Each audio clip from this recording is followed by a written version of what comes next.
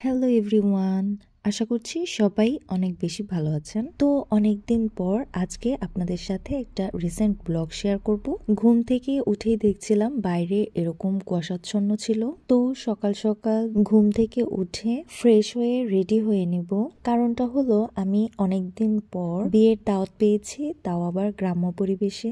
তো এই বিয়ের দাওয়াতটা তো আর কোনোভাবেই মিস করা যায় না। বিয়েটা হলো আমার ননদের আমাদের বাড়ির পাশেই, তাই আমার কমফোর্টেবল লাগে এরকম একটা ড্রেস আমি চুজ করি।